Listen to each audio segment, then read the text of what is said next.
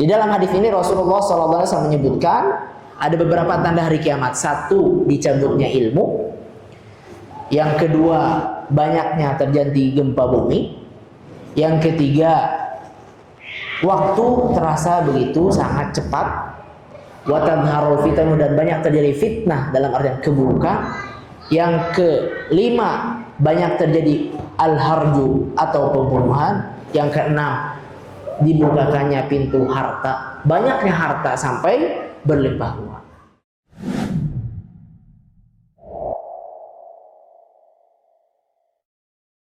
Assalamualaikum warahmatullahi wabarakatuh.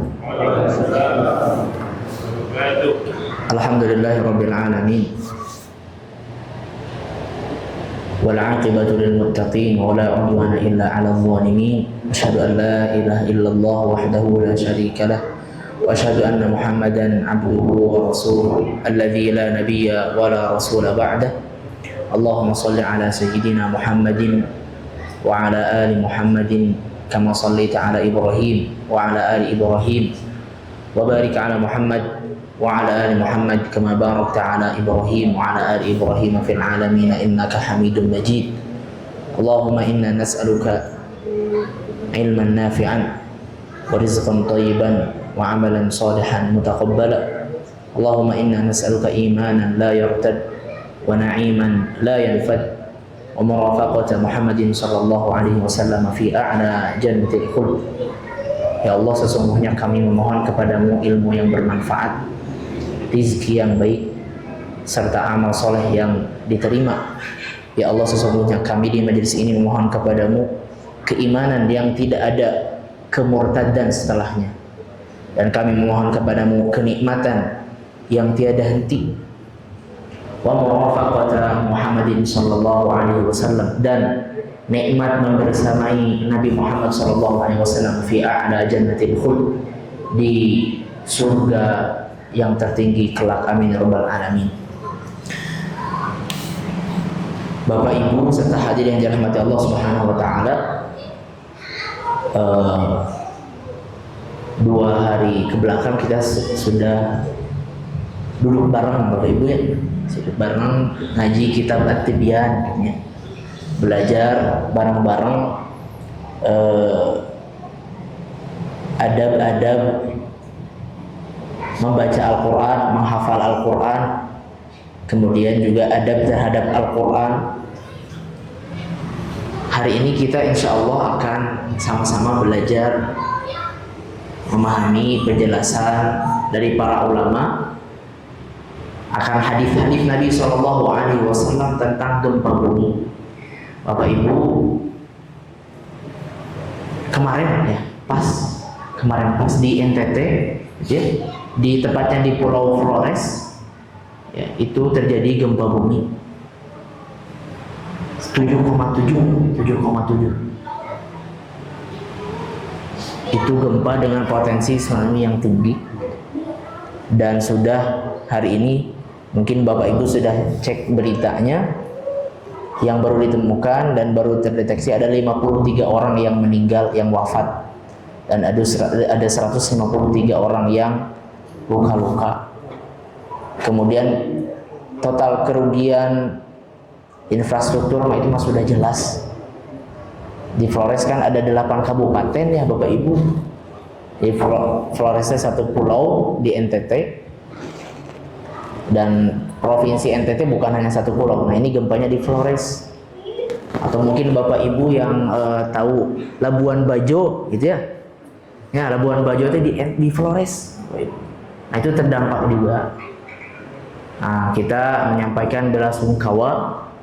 Mudah-mudahan Allah Subhanahu wa taala memberikan ketabahan bagi saudara-saudara kita yang terdampak di sana, dan bagi saudara-saudara muslim kita yang wafat karena korban gempa ini, mudah-mudahan mendapatkan derajat syahid, karena nanti kita akan pelajari ternyata ada banyak derajat syuhada wafat dalam keadaan syahid, salah satunya karena tertimpa bangunan, ya. Nah, Bapak Ibu, yang dirahmati Allah, hari ini kita akan belajar membaca kitab yang ditulis oleh Dr. Muhammad Shalih Al-Munajjid. Beliau menulis kitab judulnya Ithnan wa Ishrin atau Ithnan wa Ishruna Faidah fi Zalazil wa Ahkamuha, 22 poin penting tentang gempa bumi dan hukum-hukumnya.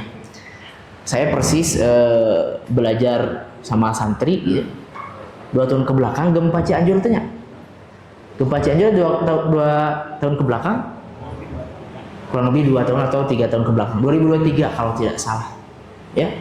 Kebetulan di momentum gempa Bapak Ibu semuanya, ponakan saya sedang ada rombongan di rombongan angkot.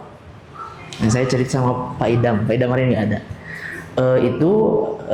Angkotnya di rombongan itu angkotnya kena gitu. Jadi ini mah cerita saja gitu ya. Jadi daerah Cugenang di Cianjur yang kena dampak gempa besar itu memang jalan lalu lalang saya gitu, 3 rut ke Bogor gitu ya. Nah, kebetulan saya punya kakak di Cianjur.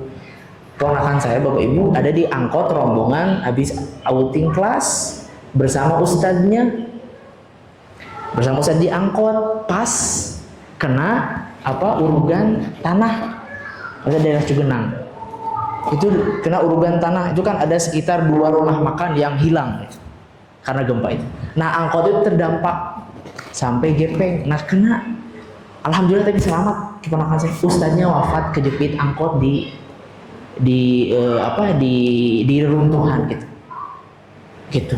Nah, jadi saya cukup menyaksikan gitu bagaimana dampak gempa di Cianjur saat itu.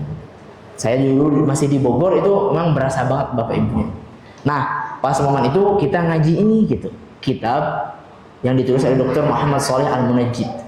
Artinya hari ini kita ada di fase di zaman banyak gempa gitu. Kade, jangan sampai kita hanya berpikir asbab kauniyahnya saja gitu. Jangan hanya terus melihat aspek-aspek sebab geografis gitu ya. Nah, ternyata dalam syariat sudah ada tuntunan tentang gempa bumi. Terlebih gempa bumi ini bukan kejadian yang ada sejak zaman Nabi Muhammad SAW saja.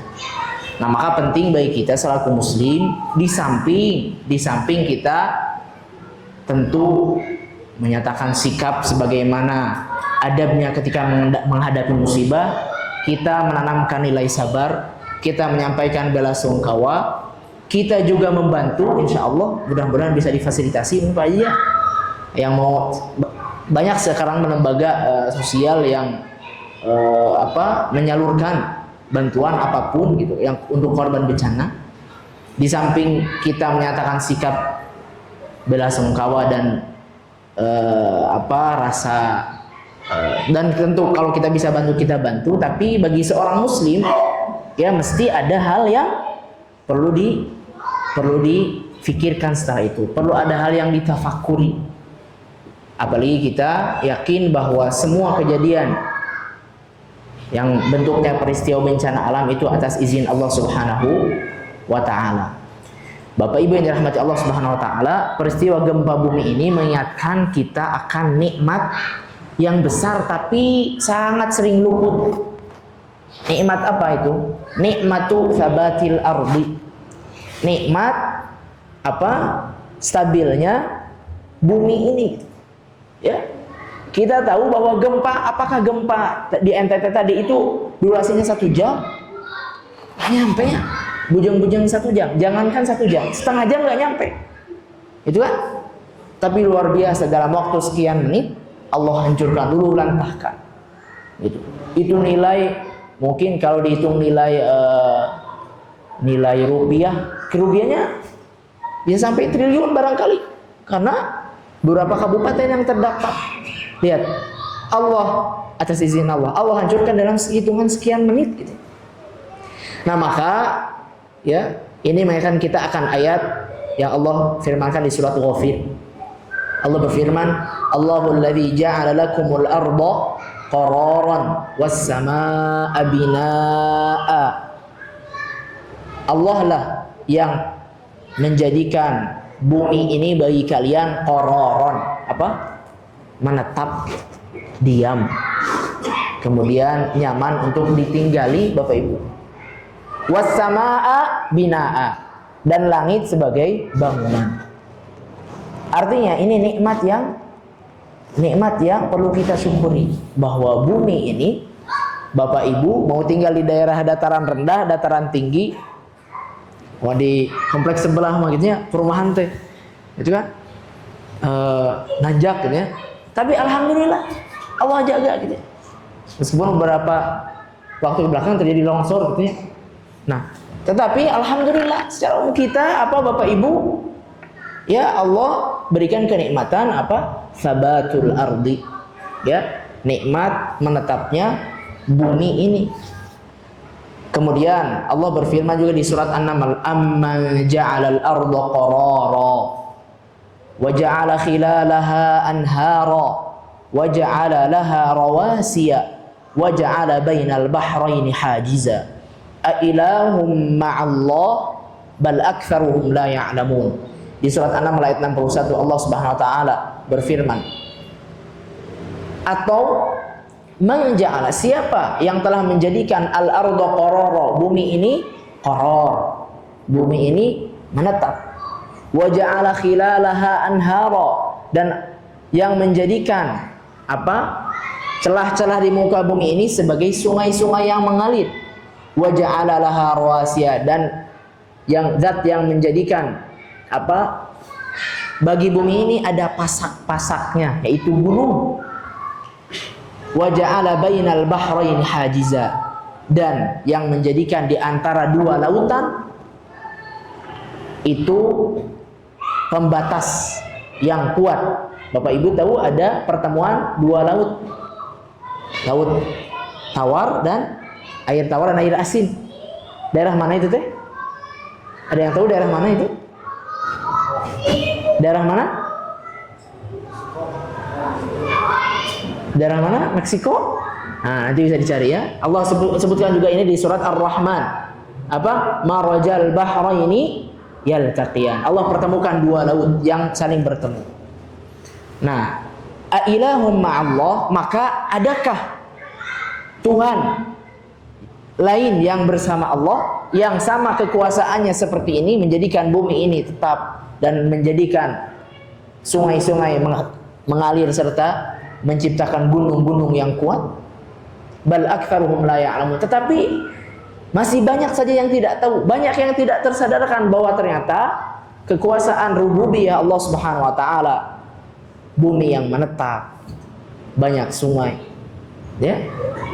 Kemudian gunung-gunung ini adalah tanda kekuasaan Allah Subhanahu wa taala. Tapi masih banyak saja yang tidak tahu bahwa penciptanya adalah Allah Subhanahu wa taala. Banyak yang enggan beriman. Maka Bapak Ibu sekalian, ya, ini sekali lagi mengingatkan bahwa bumi yang stabil atau tidak bergetarnya bumi ini nikmat yang luar biasa. Maka disyukuri, alhamdulillah. Boro-boro 7,7 sekali kita gempa kecil gitu, paniknya Bapak Ibu, panik.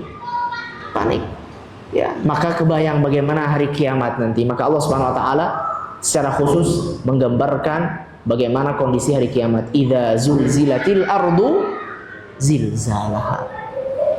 Apabila bumi digoncangkan, zilzalaha, sebenar-benarnya goncang. Wa akhrajatil ardu athqalaha. Bayangkan goncangan bumi itu yang bisa sampai mengeluarkan athqal. Athqal itu kan sesuatu yang berat. Isi perut bumi yang berat, semuanya keluar saking digoncangkan. Dan goncangannya bukan goncang. Naiknya cepatnya kurang pas. Oh. Dan punternya mau. Dan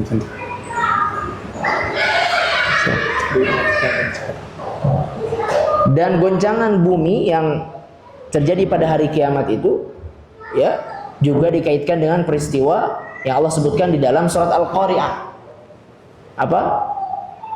Yauma takunul jibalu kal'ihnil manfush. Bayangkan bagaimana getaran bumi di hari kiamat yang sampai mengeluarkan wa akhrajatil ardu athqalaha, isi perut bumi yang berat itu semuanya akan dikeluarkan. Dan pasak itu kan ibarat pakunya Bapak Ibu kalau di bangunan. Itu apa? Pakunya bukan hanya lepas. Jadi kalau ada bangunan goncang, pakunya lepas, itu sudah menunjukkan goncangan luar biasa. Nah, ini mah paku bumi, pasak bumi di hari kiamat. Allah menggambarkan bukan hanya lepas gunung itu, tapi wa takunul jibalu kal aihnil mahfuz. Seperti apa? Al-ain itu apa? Ain itu apa? Bulu-bulu. Al-mahfuz, jadi hancur lebur, saking kuat goncangannya. Nah, maka nikmat, sekali lagi nikmat ini harus disyukuri oleh kita. Bapak Ibu yang dirahmati Allah Subhanahu wa taala, bagaimana kita memahami gempa bumi itu dalam istilah syariat. Jadi kalau ada musibah, bencana alam, kita bisa lihat dari beberapa sisi. Satu sisi sisi boleh kita mengatakan sebabnya ada pergeseran lempeng bumi, boleh. Itu ilmiah. Iya, itu sebab kauniyah juga boleh. Ya, itu sebabnya. Tapi jangan sampai melupakan kita dari sebab-sebab syar'iyyah. Bahwa ini peringatan dari Allah Subhanahu wa taala. Kemudian melihat dari sikap orang yang terkena musibah tadi, dibantu, didoakan. Dan kita yang tidak terkena musibah harus membantu dan mengambil pelajaran Bapak Ibu. Nah, maka gempa bumi yang Allah jadikan sebagai cobaan ini, yang Allah jadikan sebagai cobaan bagi manusia ini, itu mengingatkan kita sekali lagi akan bagaimana kekuasaan Allah menjadikan bumi ini tidak bergoncang. Allah sudah isyaratkan ini. Allah berfirman di dalam surat An-Nahl, wa alqa fil ardi rawasiya an tamida bikum. Dan Allah menjadikan di bumi ini pasak-pasak gunung-gunung agar tidak bergoncang. Bapak Ibu yang dirahmati Allah Subhanahu wa taala, poin selanjutnya adalah yang harus kita pahami, kasratuz zalazil wa shumuluha wa dawamuha min alamati saati sughra wa asyratiha. Bahwa banyaknya gempa bumi, wa shumuluha, dan luasnya cakupan gempa bumi, wa dawamuha, dan terus-menerusnya terjadi gempa bumi ini, min alamati saati sughra wa asyratiha, termasuk pertanda kiamat, tapi pertanda kecil, tanda-tanda kiamat kecil. Sebagaimana disabdakan oleh Nabi SAW dalam hadis riwayat Imam Al-Bukhari dan Imam Muslim, Rasulullah SAW bersabda, la taqumus sa'atu, tidak akan pernah terjadi kiamat, hatta yuqbadul ilmu, sampai ilmu itu akan dicabut, wa taktsura az-zalazilu, dan banyaknya terjadi gempa bumi, wa yataqarabaz zamanu, dan waktu akan terasa sangat cepat, wa tadhharul fitanu, dan banyak terjadi fitnah atau keburukan, wa yaktsuru al-harju wa huwal qatlu, dan banyaknya terjadi al-harju. Al-harju itu apa? Pembunuhan. Hatta yaktsura fikum al-mal, kemudian dan juga banyaknya harta, fayafid, sampai berlimpah ruah. Di dalam hadis ini Rasulullah SAW menyebutkan ada beberapa tanda hari kiamat. Satu, dicabutnya ilmu. Yang kedua, banyaknya terjadi gempa bumi. Yang ketiga, waktu terasa begitu sangat cepat. Wa tadhharul fitanu, dan banyak terjadi fitnah dalam artian keburukan.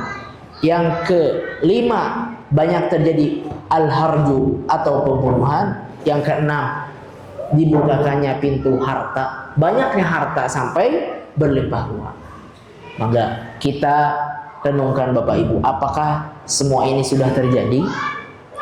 Yuqbadul ilmu, qabdul ilmi, dicabutnya ilmu itu seperti apa? Rasulullah SAW pernah bersabda, bahwa qabdul ilmi itu biwafati al ulama. Ilmu dicabut itu dengan wafatnya para ulama.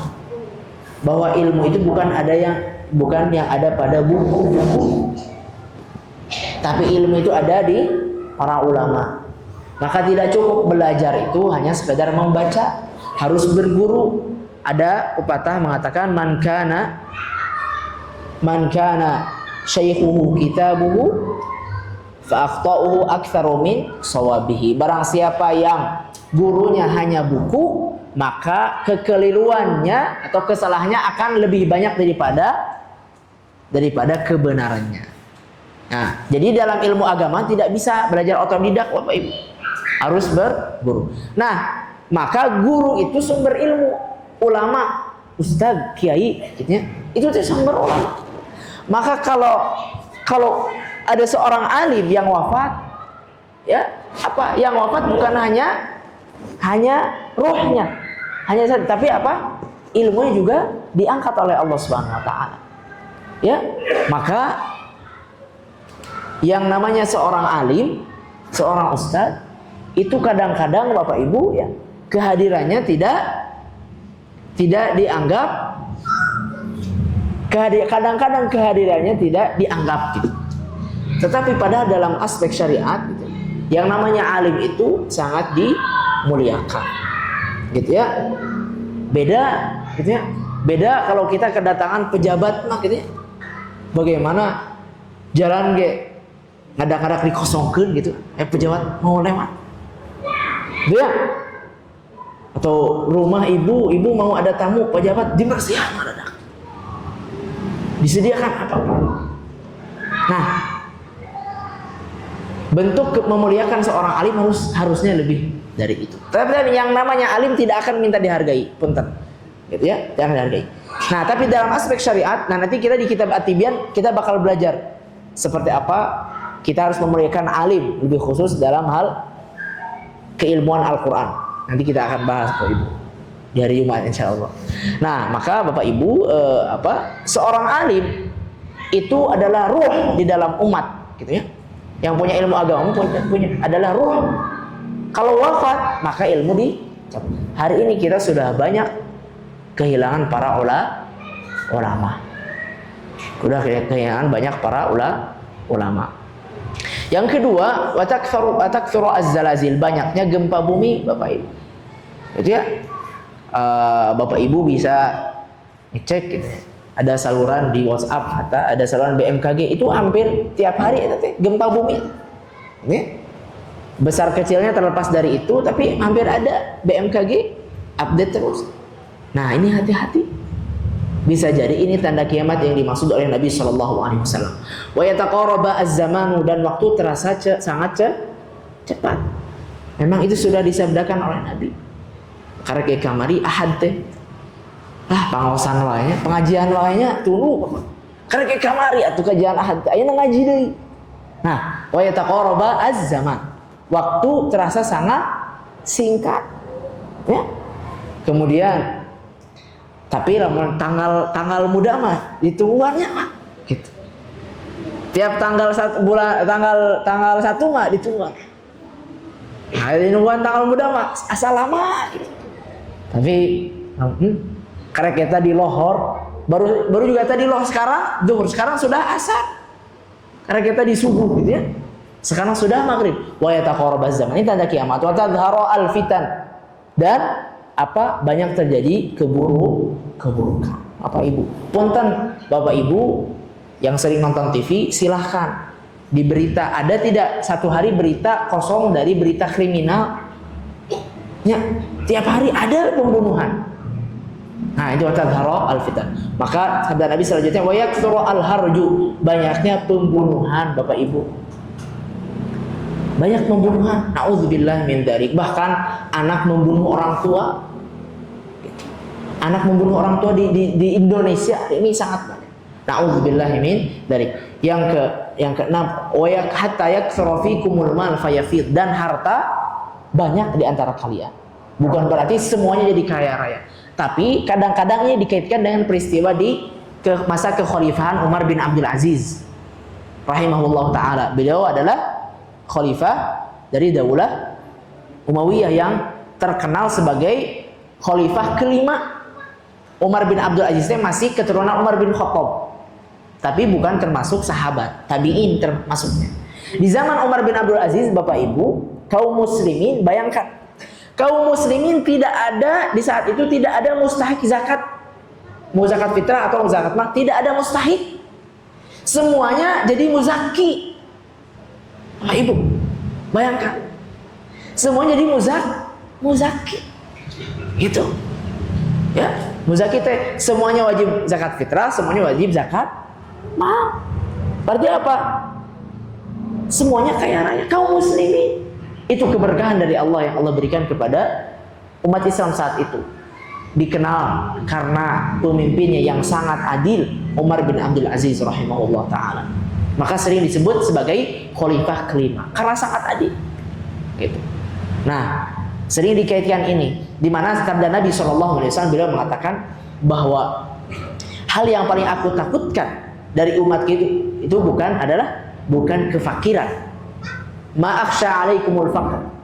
Aku tidak pernah takut akan kalian ditimpa oleh kefakiran. Tapi yang aku takutkan adalah dibukakannya pintu harta. Kenapa? Faqad ahlaka man kana qablakum. Karena itu sudah pernah membinasakan umat sebelum kalian. Gitu.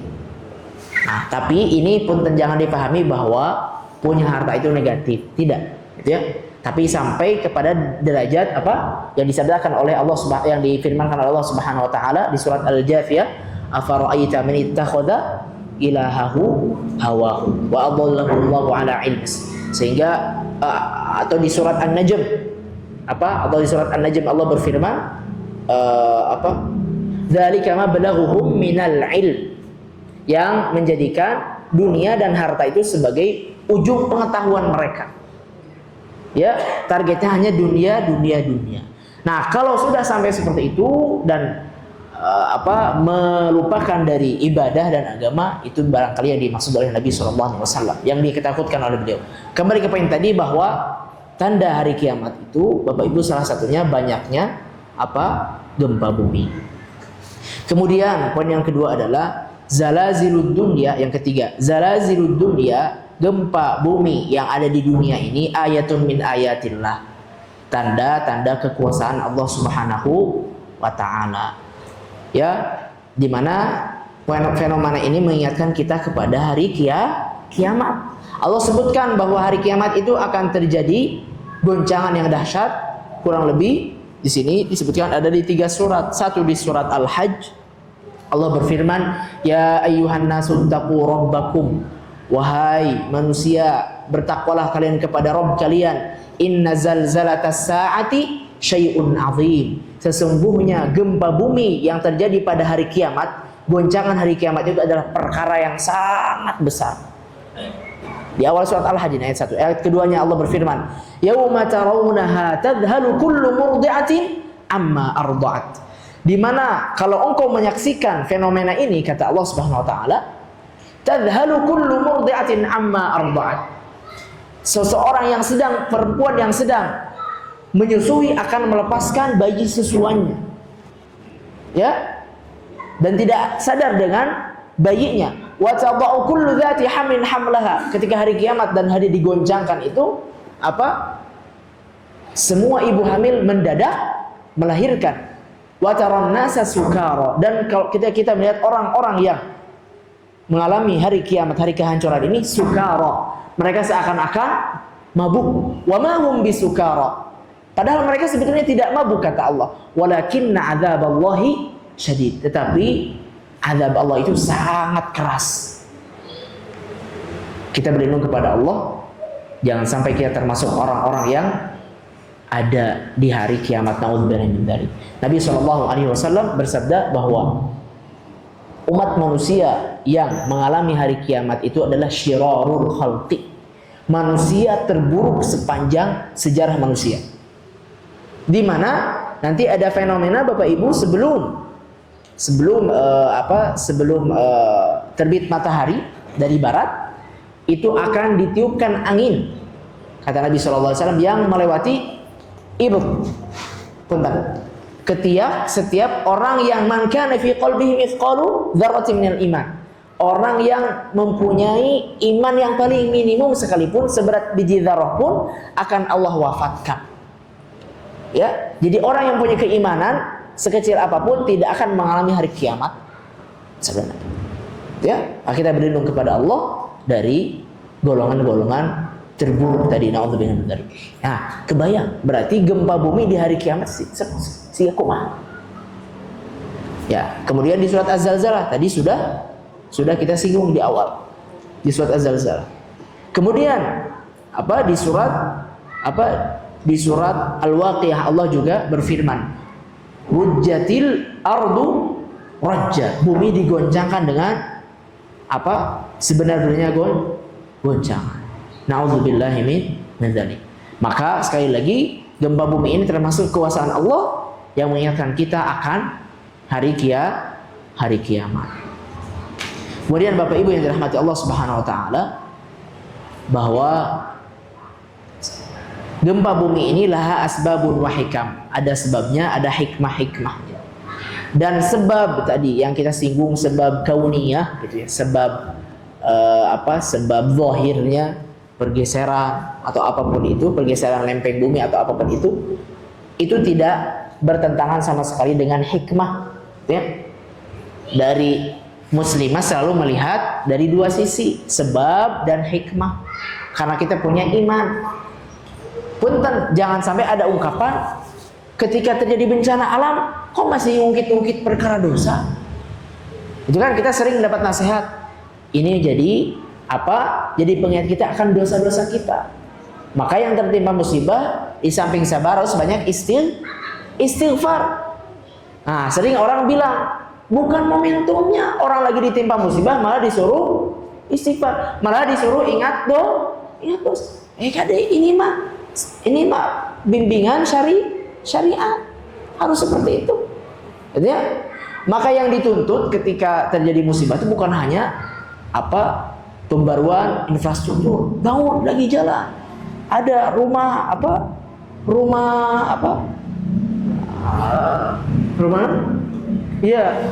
perbaikan rumah, renovasi. Bukan hanya itu. Satu sisi banyak istighfar. Kita sering singgung di beberapa majelis bahwa hampir semua bentuk bencana yang Allah sebutkan dalam Al-Quran itu ada sebabnya, sebab syar'i. Gitu ya? Nah, salah satu sebab dosa gempa yang Allah sebutkan di dalam Al-Quran itu banyaknya LGBT, kaum Nabi Lut. Sekarang hari ini kita banyak. Naudzubillah. Jawa Barat termasuk banyak Bapak Ibu. Naudzubillah min dzalik. Maka kita berdoa agar Allah jaga generasi putra putri Bapak Ibu. Gitu ya? Naudzubillah min dzalik. Nah, kemudian di sini beliau menyebutkan bahwa muslim yang al-muslimul labib dzul qalbil hayy, bahwa muslim yang punya hati yang hidup memang tidak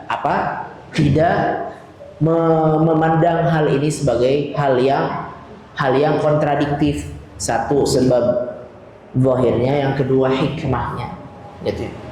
Dan tidak hanya fokus membahas sebab-sebab kauniyah, sebab-sebab fisiknya, sebab zahir, tapi juga tadi disibukkan dengan mengingat, introspeksi diri saja. Punten Bapak Ibu yang jauh dari NTT hari ini di sini, apakah kita bisa menjamin sewaktu-waktu tidak akan terjadi naudzubillah min dzalik? Tapi apakah kita bisa menjamin tidak akan ada terjadi bencana di daerah kita? Kita tidak bisa menjamin Bapak Ibu ya. Gitu ya? Ini bukan menakut-nakuti, tapi itulah bimbingan agama. Naudzubillah, bentuk kita berlindung daripada bencana itu apa? Satu, syukur. Dua, beriman. Allah sebutkan di dalam surat An-Nisa ayat 147, "Ma yaf'alullahu bi'adzabikum in syakartum wa amantum." Allah tidak akan mengadab kalian, tidak akan. In syakartum wa amantum. Kalau kalian bersyukur dan kalian beriman. wa kana Allahu ghafurur rahim. Dan sesungguhnya Allah Maha Pengampun lagi Maha Penyayang. Ada hal ketiga yang menjadi penangkal azab yang Allah sebutkan dalam surat Al-Anfal. Adzan.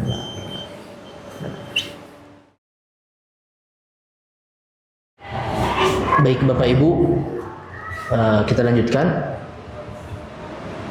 Penangkal azab yang Allah sebutkan di dalam Al-Quran, dua tadi yang Allah sebutkan di dalam surat An-Nisa ayat 147, ma yaf'alullahu bi'adzabikum in syakartum wa amantum wa kana Allahu syakiran alima. Maaf. Dan sesungguhnya Allah Maha bersyukur, Maha berterima kasih, dan Allah Maha mengetahui. Kemudian ada yang ketiga, Allah sebutkan di dalam surat Al-Anfal, wa ma kana Allahu mu'adzibahum wa anta fihim. Kalau tidak salah ini ayat keberapa? Berapa itu ya? 33 gitu, kami terlepas mah. Tinggal di surat Al-Anfal. Wa ma kana Allahu mu'adzibahum wa anta fihim. Dan Allah tidak akan pernah mengadab mereka sedangkan engkau masih hadir wahai Muhammad. Wa ma kana Allahu liyu'adzibahum wa anta fihim wa ma kana Allahu mu'adzibahum wa hum yastaghfirun. Dan Allah tidak akan mengadab mereka sedangkan mereka beristighfar, memohon ampun. Maka di surat Al-Anfal Allah menyebutkan dua lagi, punten. Jadi ada 4 tadi, syukur dan iman. Di surat Al-Anfal disebutkan dua. Apa? Hidupnya Nabi Muhammad SAW.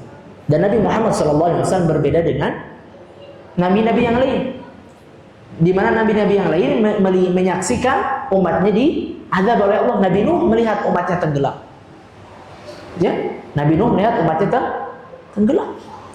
Nabi Musa melihat, Bapak Ibu tahu azab Firaun. Azab Firaun itu banyak. Banjir, hujan darah, hujan katak. Itu azab Firaun banyak, dan Nabi Musa menyaksikan. Nah, Nabi Muhammad SAW tidak menyaksikan azab umatnya karena Nabi pernah berdoa.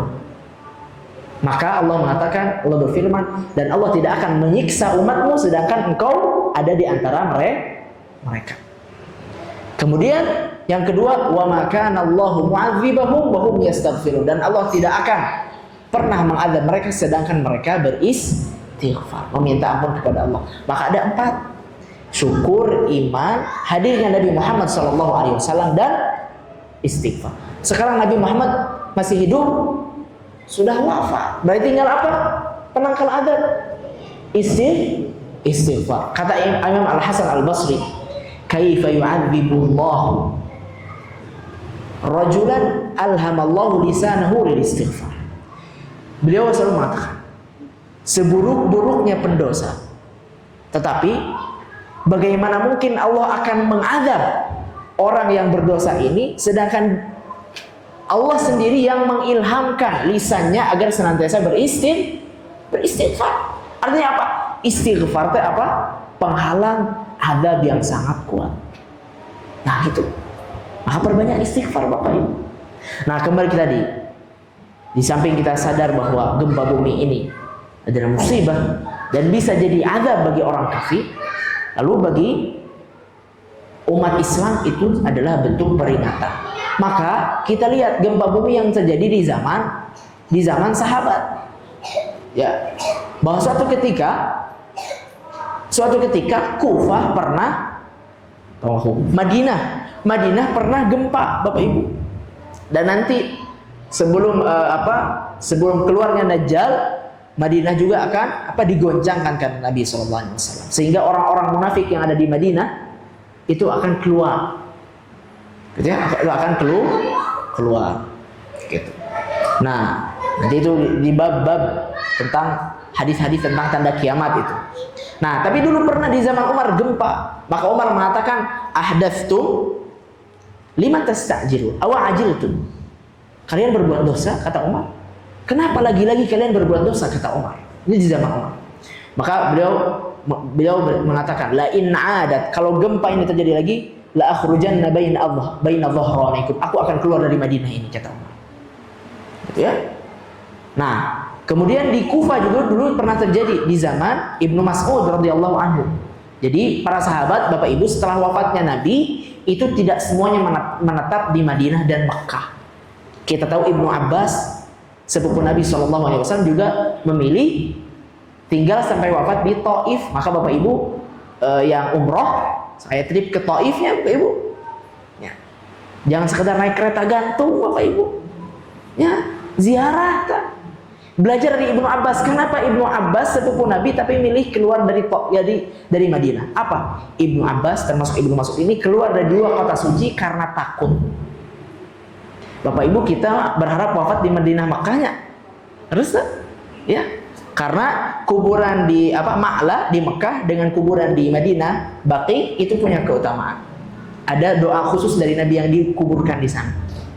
Nah, para sahabat bukan hanya melihat itu, mereka takut karena tempat yang haram itu dosa sekecil apapun dilipat dan Ibnu Abbas, sekelas Ibnu Abbas lebih memilih keluar dari Madinah, tidak kuat. Ibnu Mas'ud juga sama, tinggal di mana? Milihnya ke Irak, di Kufah. Jauh. Nah, pernah terjadi di Kufah saat itu gempa bumi. Ibnu Mas'ud mengatakan, "Ya ayuhan nas, inna rabbakum yasta'tibukum fa'atibuhu." Sesungguhnya Allah sedang menegur kalian. Maka hilangkanlah teguran dari Allah ini dengan cara istighfar. Jadi pernah terjadi, apa pelajarannya? Bahwa gempa bumi ini peringatan dari Allah Subhanahu wa taala. Betul, itu pergeseran lempeng, iya, tapi ini bentuk peringatan supaya kita juga memperbanyak istighfar. Terakhir sebelum pertanyaan. Bagaimana jika ada muslim yang wafat karena gempa bumi, Bapak Ibu? Nah, Nabi SAW pernah bersabda, ya, di dalam hadis yang diriwayatkan oleh Imam Bukhari dan Muslim Sahihain.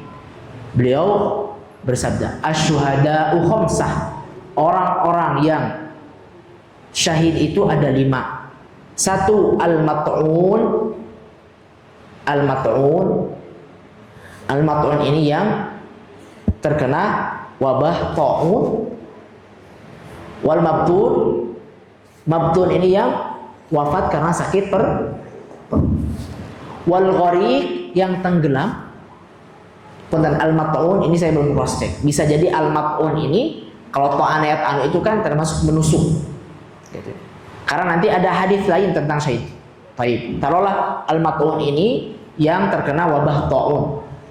Yang kedua mabtun, orang yang sakit perut sampai wafat. Ketiga al-gharik, orang yang tenggelam, itu juga punya derajat syahid kalau wafat karena tenggelam. Yang keempat sahibuhan hadm, yang wafat karena tertimpa reruntuhan. Maka para ulama mengaitkan orang yang tertimpa reruntuhan ini seperti orang yang wafat ketika gempa bumi. Nah, itu syahid. Yang kelima wasyahidu fi sabilillah, dan orang yang wafat di jalan Allah. Ada banyak sebetulnya di hadis ini disebutkan 5. Rasulullah di hadis lain bertanya kepada sahabat, "Ma ta'udduna syahida fikum?" Siapa orang yang syahid itu? Kata Nabi. Maka para sahabat mengatakan, "Ya Rasulullah, man qutila fi sabilillah fahuwa syahid." Orang yang terbunuh di dalam peperangan di jalan Allah, maka dia termasuk syahid. Maka Nabi bersabda, "Inna syuhada'a ummati idzan laqalil." Kalau begitu berarti orang yang syahid dari umatku sangatlah sedikit, karena tidak semua orang mampu berperang. Nah, maka Nabi SAW menyebutkan di hadis-hadis seperti ini, termasuk ini ujung begalnya, Bapak Ibu. Rasulullah pernah bersabda, "Man qutila duna malihi fahuwa syahid." Barang siapa yang terbunuh karena membela hartanya, dia termasuk syahid. Gitu ya. Maka adabnya sebetulnya dalam Islam, ketika kita menghadapi orang-orang yang ingin mengambil harta kita, harus dipertahankan harta kita. Gitu ya? Kecuali mengikhlaskan. Silahkan kalau mengikhlaskan. Bapak Ibu tahu kisah Imam An-Nawawi. Imam An-Nawawi, salah satu kisah yang belum saya sebut. Imam An-Nawawi terkenal dengan kisahnya, beliau pernah dicuri sorban. Sorban. Kan tiap orang beda-beda ya, menyimpan value-nya. Ulama berarti di sorban yang bagus. Gitu. Bapak Ibu barangkali di kendaraan gitu ya. Nah, kalau ulama mah dina kitab gitu, nyimpen value. Kalau kita tahu hari ini misalkan kenapa orang kaya banyak mengalokasikan uangnya di lukisan, lukisan sampai mahal-mahal. Karena katanya lukisan itu tidak ada pajaknya gitu. Katanya, nah ulama barangkali di sorban, katanya, atau kita di sarung, ya sarung teh mahal. Ada sarung 30 juta gitu. Ah, mangga eta mah. Gitu. Nah, Imam An-Nawawi pakai sorban bagus. Kalau tidak salah, nanti dicek. Lagi sholat, ngajamret sorbanna. Maka setelah salam, Imam An-Nawawi ngejar si pencuri pencuri sorban. Kata muridnya, ya Imam, buat apa gitu? Kamu seorang alim banyak. Bela-belain sorban sampai lari terpuguh-puguh. Maka beliau mengatakan, demi Allah, saya bukan merasa rugi. Tapi saya ingin mengatakan kesimpulan pencuri ini, saya ingin mengatakan saya halalkan. Jangan sampai dia wafat dan belum saya mendengar saya sudah akan halal ya sorban. Nah gitu ulama Bapak Ibu. Nah kembali ke tadi.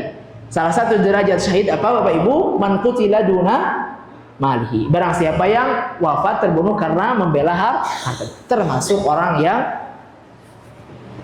menjadi korban gempa. Nauzubillah min dzalik. Kemudian terakhir adab ketika gempa bumi kumaha. Nah, setelah gempa bumi yustahabul faza'u ila sholati indal husulil ayatil azimah mukhifah mufziyah ghairil mu'tada kal kusufi wal khusufi waz zalazil. Dianjurkan untuk segera sholat ketika terjadi peristiwa-peristiwa besar seperti gerhana dan gempa. Dan di sini disebutkan banyak hal. Maka di dalam madhab Imam Abu Hanifah dan sebagian riwayat dari Imam Ahmad dan Syekhul Islam Ibnu Taimiyah diriwayatkan bahwa kaifiyat sholat ketika gempa bumi itu seperti sholat gerhana. Ada yang mengatakan secara umum, enggak, yang penting sholat. Kenapa? Karena Nabi SAW idza hazabahu amrun, Nabi SAW ketika ada perkara besar, sholat. Nabi segera sholat. Ya, kita terlepas dari perbedaan yang mau sholat seperti sholat gerhana enggak, yang tidak pun, yang penting sholat. Ini perbedaan para ulama ada banyak. Bahkan di sini disebutkan di riwayat Ibnu Abbas itu sholatnya bukan seperti sholat gerhana, sholatnya bahkan bukan dalam satu rakaat, bukan 2 kali ruku, 3 kali ruku. Ibnu Abbas. Ya. Ini ada di kitab Al-Majmu' karya Imam An-Nawawi. Beliau mengatakan Ibnu Abbas itu hakadha sholatul ayat. Seperti ini sholat ketika terjadi peristiwa besar. Poinnya kita runut Bapak Ibu. Dari awal kita tahu nikmat bumi yang stabil menetap. Yang kedua, gempa bumi termasuk tanda kekuasaan Allah. Yang ketiga, gempa bumi termasuk tanda kiamat. Dan kita mendapatkan pelajaran yang penting dari surat Az-Zalzalah dan surat Al-Hajj serta surat Al-Waqi'ah, bagaimana gentingnya gempa bumi terakhir ketika hari kiamat nanti. Na'udzubillah min dzalik. Kemudian bagaimana sikap kita terhadap orang yang tertimpa musibah ini. Yang keempat, ada keistimewaan tersendiri kalau yang wafat karena gempa bumi adalah muslim, dia sampai ke derajat syahid. Yang terakhir, adab ketika terjadi gempa adalah sholat. Dan ini sifatnya anjuran sunnah, ya, sifatnya anjuran dari para ulama. Istinbat mengambil kesimpulan dari hadis Nabi idza hazabahu amrun sholat. Nabi kalau ada perkara menakutkan besar, beliau sholat. Wallahu taala alam. Shallallahu wa sallim ala nabiyina Muhammadin wa ala alihi washabbihi ajma'in. Baik, sisa waktu tadi ada pertanyaan. Apa misalnya izin bertanya, jika kita sedang sholat kemudian terjadi gempa, apakah yang baiknya kita lakukan? Apakah harus membatalkan sholat lalu menyalakan kaki atau tetap menjadikan sholat sesuai dengan al-fiqh? Nah, di sini masih ada poin berkaitan dengan sholat sebenarnya. Jadi kita masih panjang. Nah, salah satu rukhsah ketika terjadi peristiwa besar seperti gempa, satu itu para ulama membolehkan jamak. Membolehkan jamak kalau kondisinya gempa, boleh jamak. Nah, berarti ini kan jamak itu untuk situasi yang sifatnya perkiraan gitu. Jadi kalau kan gempa sekarang ada susulan, misalnya gempa pas zuhur, bisa jadi ada susulan, boleh menjama dengan asar. Itu antisipasi yang belum terjadi, apalagi ketika sholat. Maka wallahu taala alam, ya berdasarkan rukhsah yang disebutkan ulama tadi, boleh, ya boleh menyelamatkan diri. Ini babnya ini bukan bab saya pengen syahid gitu, bukan. Ya, pengen syahid, gempa, pengen tertimpa runtuhan, enggak. Ya, selamatkan dulu diri, Bapak. Ya, akhirnya wallahu ta'ala seperti itu barangkali. Cukup. Baik, kita tutup dengan doa kafaratul majlis. Subhanakallahumma wa bihamdika asyhadu an la ilaha illa anta astaghfiruka wa atubu ilaik. Mohon maaf Bapak Ibu atas segala kesalahan. Mudah-mudahan bermanfaat. Assalamualaikum warahmatullahi wabarakatuh.